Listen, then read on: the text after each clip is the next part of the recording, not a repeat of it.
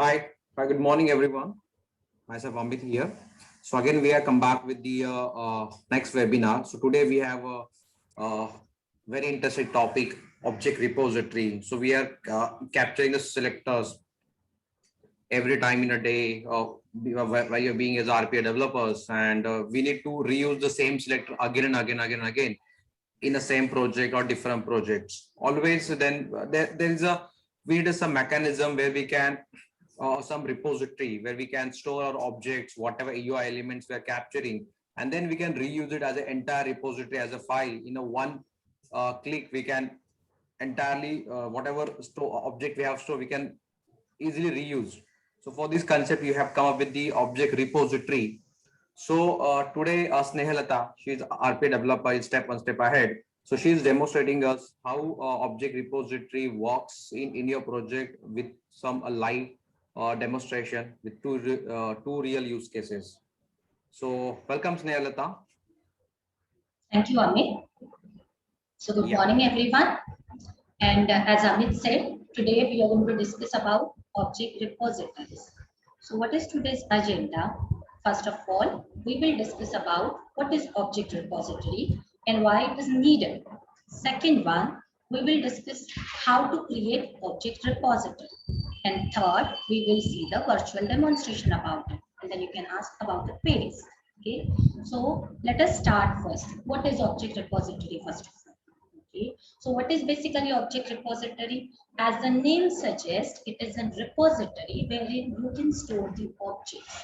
So object repository is in storage of locators in the form of objects. Okay, and in the form of objects, in case of UiPath, which objects we are intending to in UiPath, we are intending towards the UI element. So object repositories are going to capture UI elements as object, and then we can reuse them. That is the most importance of object repository, reusability. Okay. Now, these object repositories, once created, can be shared across the projects, and we can actually publish them as libraries, as library packages, and we can use them across the projects as well. So once we have created, we can reuse them n number of times, and they are highly reliable also in terms of selectors. Now, how they are reliable, that we will see one after the other. You can see the key features of the object repository. Before I start with the key features, let me speak about why they are needed, and where they are needed. For example, let us guess a scenario wherein we are working on a website. Now, on the web page, we have created login, dashboard, other tabs as well. We are testing that website. And as the website was in its initial phase of development, now once you are done with the script, website is going to change. What will happen? We have to face a lot many problems because we have to change everything. Whatever, say suppose any particular tab we have reused several times in that particular script, we have to go everywhere, we have to change everything, right? So this takes lots of time as well as lots of energy. We can simply avoid it with the help of object repositories. If we have created object repository for those login tabs and other things which we are reusing in our script, then we can simply reuse it. We have to just go and change. If we need to do some changes, we need to go and change them in the repository. Okay, so let us see what are the key features of repository. So let us focus on the key features of object repositories. First of all, we have a centralized place from where we can manage, update, and modify the UI elements. Then we can, if we are using repository in the UI process, then under the UI tab, whatever activities we will be using, all those will be visible. Next important thing is we are using capture element wizard while capturing the elements to store them in the repository, and it works very quickly. Next, reliability. Now, how reliability work rather than me explaining you, let us see it when we are creating the UI object repositories. Then, once we have created the object repositories, While using them in the processes, we have to just drag and drop the elements. The way we drag and drop the activities from UiPath Studio. Same way we can use it. And next, when we have created object repositories, we can reuse them across the project because we are going to package it as library and we are going to publish, right? So upgradation of application is going to be very easy with the help of UI libraries. You can see everything. Hello. Yes, yes, yes, we can see. For me, screen is freezed.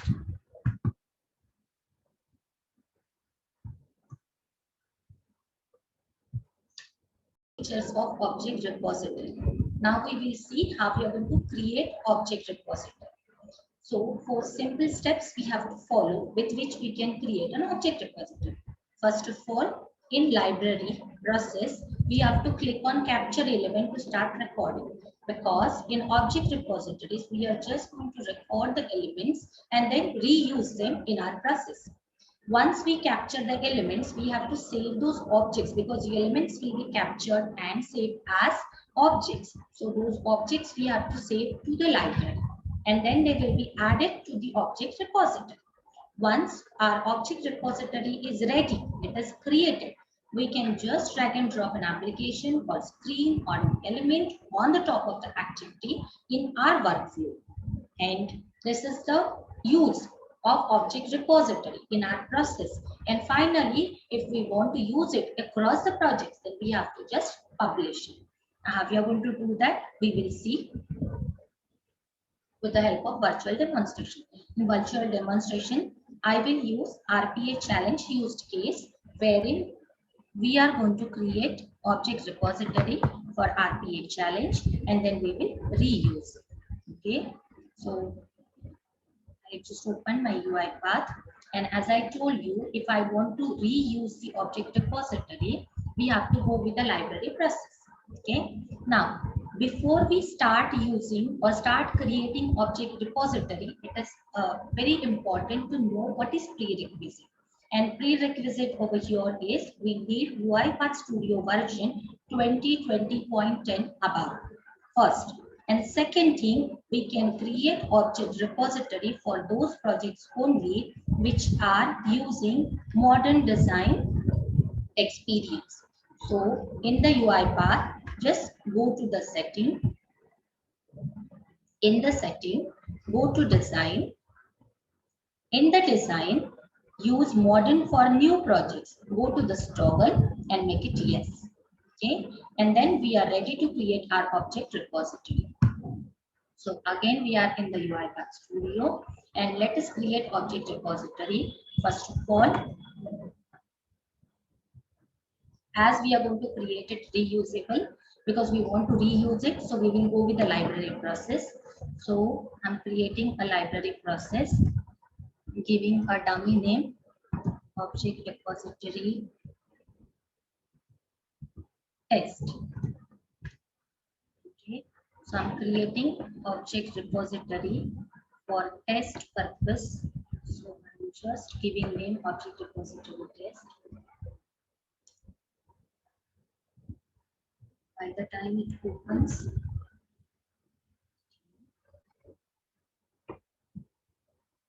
to open RPA challenge. Okay, so we are with RPA challenge now.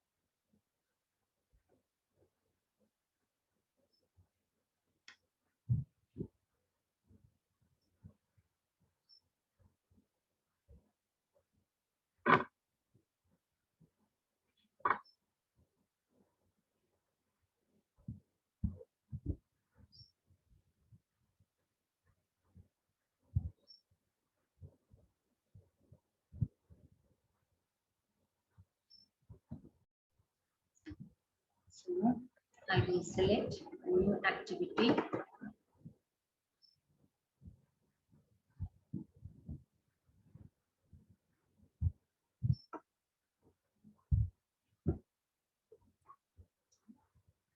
Now you all can see towards the right hand side, we have descriptors, UI activities, and see my object repository is enabled because I'm using Studio in modern design experience.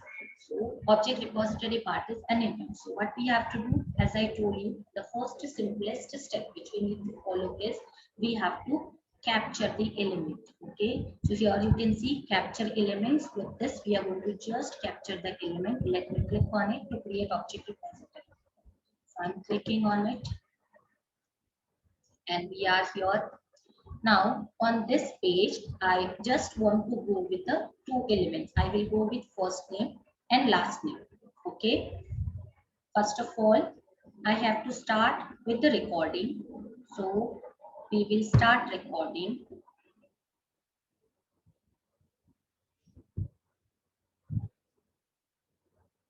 Recording is getting started. Once recording is started, first we will indicate the web page. So I'm indicating the web page.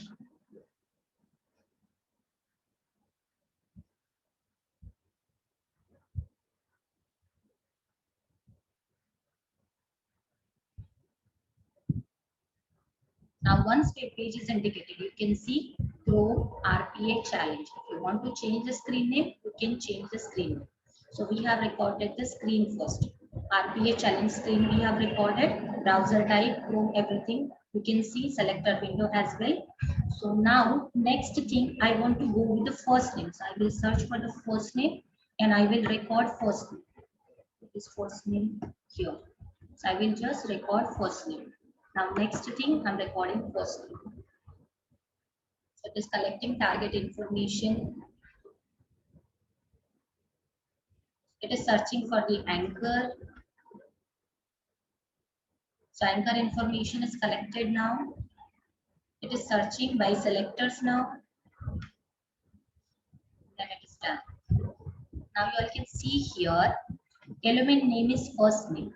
Okay, type is element. Here I can change the type because I know first name is input type. So I will change it to input. Now you can see we have selectors part, then we have fuzzy selector part, and we have image part. Fuzzy selector, you can see the accuracy level is kept to 0.5. It means 50% accuracy it is considering by default. So you can select selectors as well as fuzzy selectors, but by default selectors were not there, so I will go with fuzzy selectors only. So I have fuzzy selectors and image accuracy, you can see it is 0.5, set to 0.5. And it has one anchor element as well. So see why it is reliable. Why it is reliable, it is clear over here. We have other selectors, we have anchors as well, and hence it is reliable. Now once I have saved it as an input, I will just save and continue because I want next element also from the same page, and the next element is last name. So I will search for the last name. Here it is. I am recording last name as well.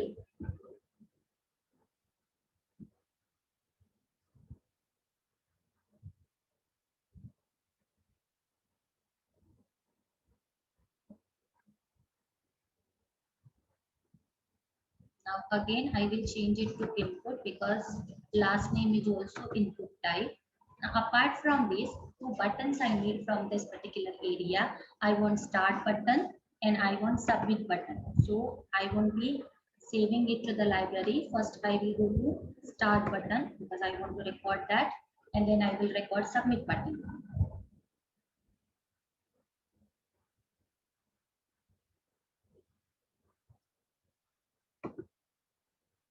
Element time button, save and continue. Then I am recording submit button.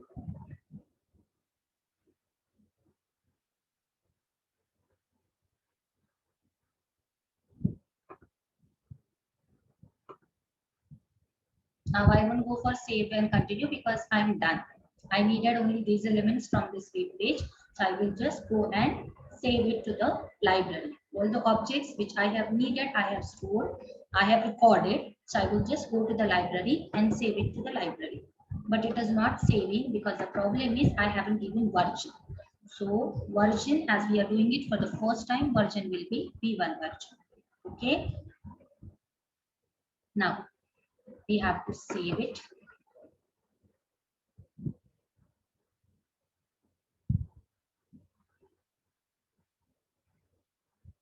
And you can see that with these simple steps, our object repository is ready. You can see our object repository is ready. Now, how to use it in the process? For example, let me show you.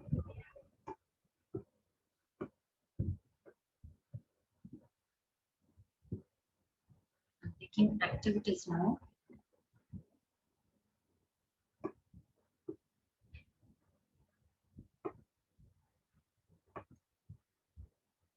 In the activities, first of all, I need to use application browser. So I'm dragging and dropping application browser. Now, once I go with the application browser, our traditional method with classic UI is we have to go and indicate that page, right? But as I have that page, that screen already saved in my object repository. So what I will do, I will just reuse it from here. So I have Chrome RBA challenge page screen. So I will just drag it and drop it here. Okay, so screen is ready. Then next thing, I want to go with the start button. So I will just take click button, and in this click button, I have to just drag and drop the element from object repository. Which element I want to drag and drop? Start button. So I'm just dragging and dropping start button. And next thing, I want to type first name.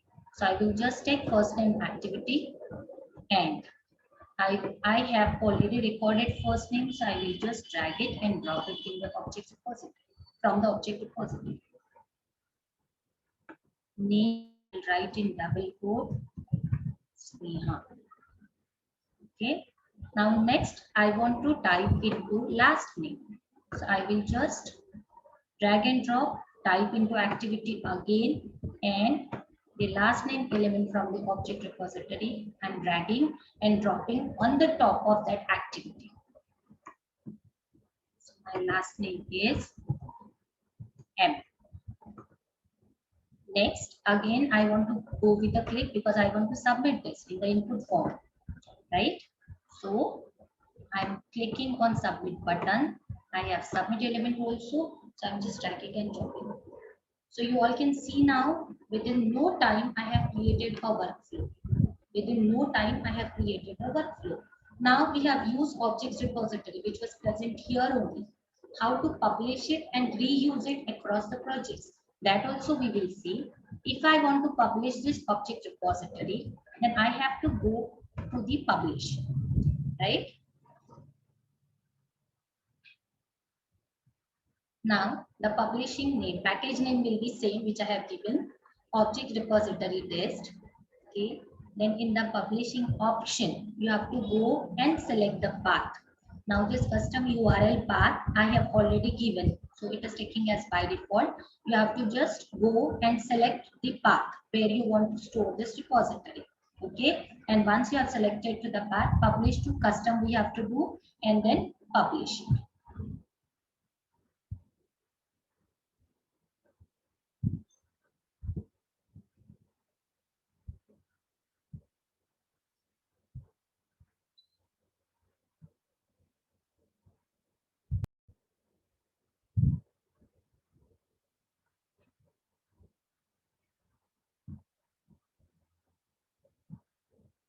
Okay, so now my object repository is published as library package.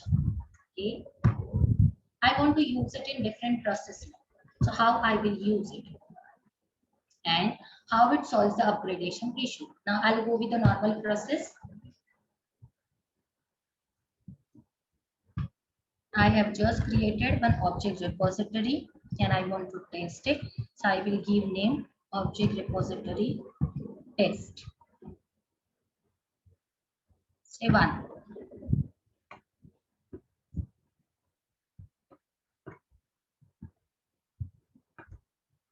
creating one process.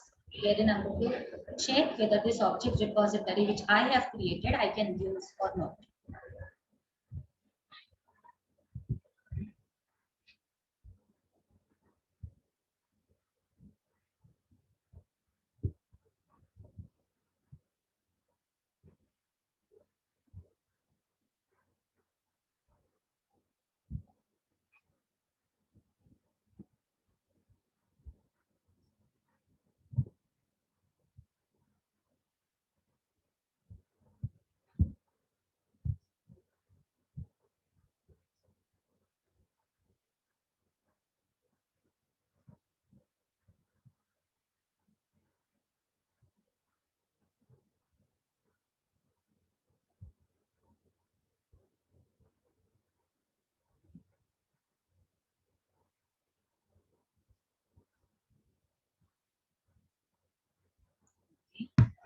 So I will open main workflow. Now if you will see, nothing is there in UI libraries over here. If you will see, nothing is there in UI libraries over here, right? What I can do, I have already published my object repository as library package. So I will go to the manage package and I will add that package to my project dependencies. So I will go to the manage package. Now here, from here, I can add it to my project dependencies. For that, I have to go to setting. In the setting, we can see this field because once we publish it in the library, it will be saved as a new package. So now I have to give the name of the repository and I have to give the path. So name was object underscore repository underscore T. And the path you can select from here. This is the path. Okay. Now, if I say add, it won't take it. It is saying that library must be unique. Why? Because I have already added it. I have already added this resource. So if you are creating for the first time, you are including that folder for the first time, it will get added. As it is added over here, if I go to all packages, I will get my package. I have to just search by the name. See, object repository T is there, test. I have to install it.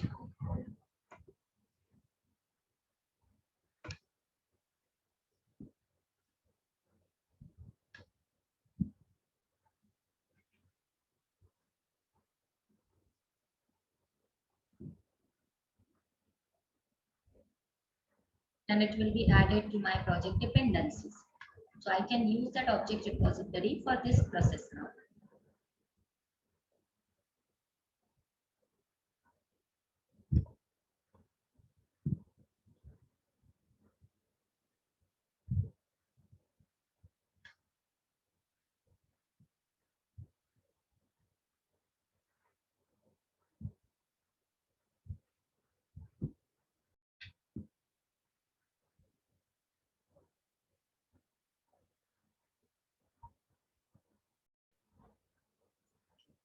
So I have added it to my project dependencies and you can see under UI library. Now my object repository is visible and I can use all the elements of object repository in my workflow. So let us create one workflow and let us see the way we have created there. Same thing I'm going to create here. So first I will open the browser. As I told you, screen is already recorded in the object repository. So I don't need to open the web page and do indicate element and all. I have to just get that screen from the object repository. So it is just drag and dropping the element from repository. Then, as I told you, I have to start with start button. So click activity and I will just drag and drop the start on the top of that activity. Then we will go with type into.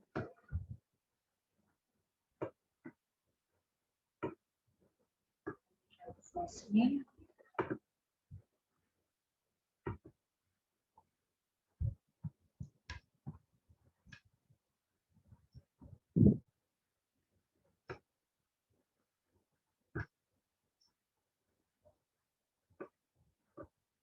Last name.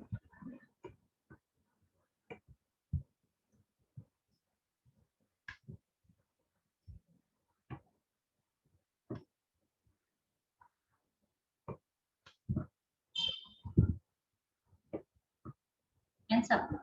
See, within no time we are done with the code. Now let us see how it works.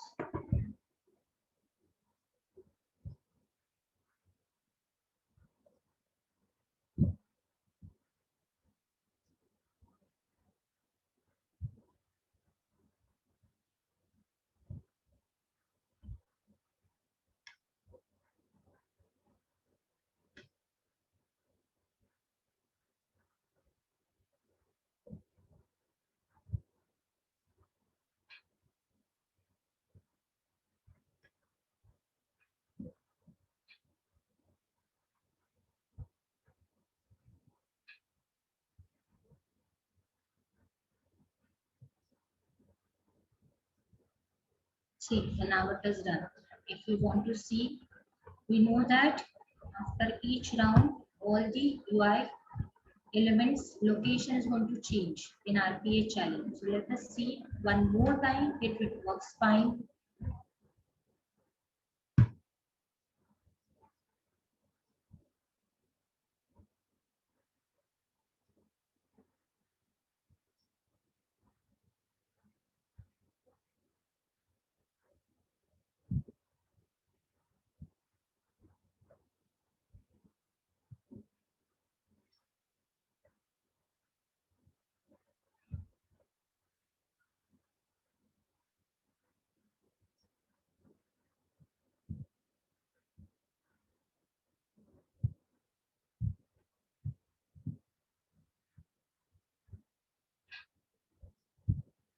And we are done. So you can see how simple it is to reuse object repository, how simple it is to publish, because for creating we have to just record. For publishing we have to publish and then we can use it across the projects. As we discussed in the key features, if you will see UI activities, under the tab UI activities, you will be able to see all the activities which we have used for this particular process. You can see all the activities used here. That was the key feature of object repository again. So I hope it is clear how to create an object repository and how to use. In case you have any questions, you can ask me.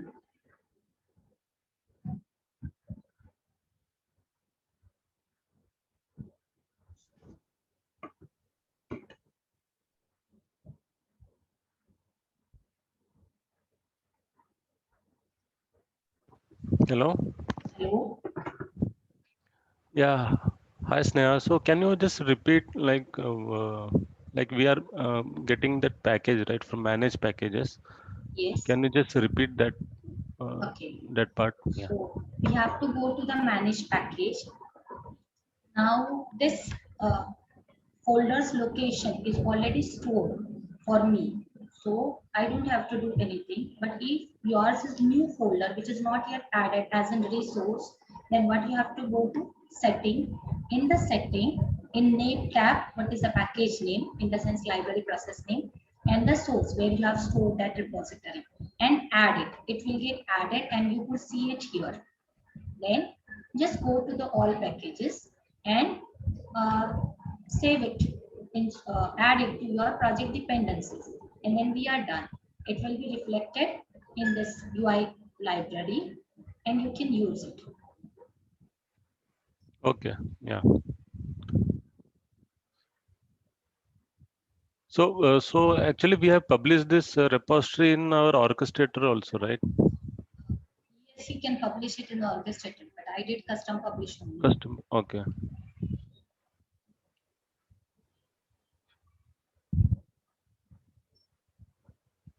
And along with the repository, we can publish a process as well. Hello. Hello, Snehata. Yes. You had, while creating a library, you had created a workflow. Just Right? to show you how to use it. It is not compulsory. Okay, yeah, that was my question. So Okay. No, just it is wanted to not know whether it is compulsory. compulsory to get or not. No, no, not at all. Okay, fine.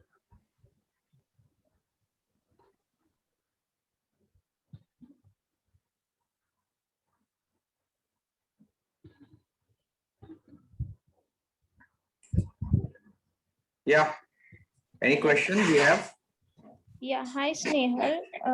Snehalata, from library we can store only the selectors and all that we can reuse in any of the process, right? Right. Okay.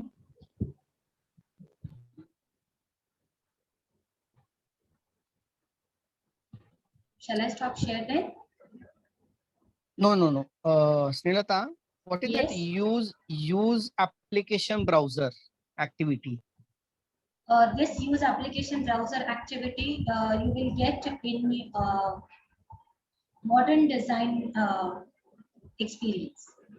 So Okay. we can use object repositories only with modern design experience. Over there you will get these activities.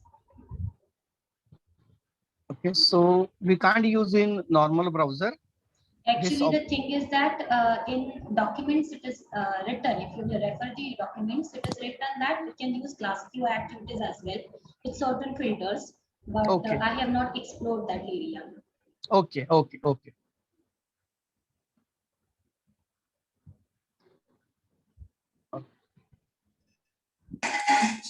Snehlata, can you just open the selector of this use application browser?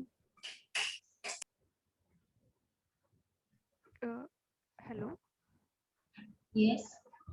these are UI automation next activities, right? If I'm not wrong. Yeah. No, it's not there. Yeah. Okay, so we can use object repository only with UI automation next activities. Can you come again? Your voice is very low. I cannot hear. Okay, I was saying that we can use object repository only with UI automation next activities. Yes. Okay. Just open its properties. In the properties. We can't see these selectors over here of Mhm. UI automation next activities. Right. I guess those selectors are visible from the libraries then. We can see the selector only when we capture it in the browser itself. This part I wasn't aware.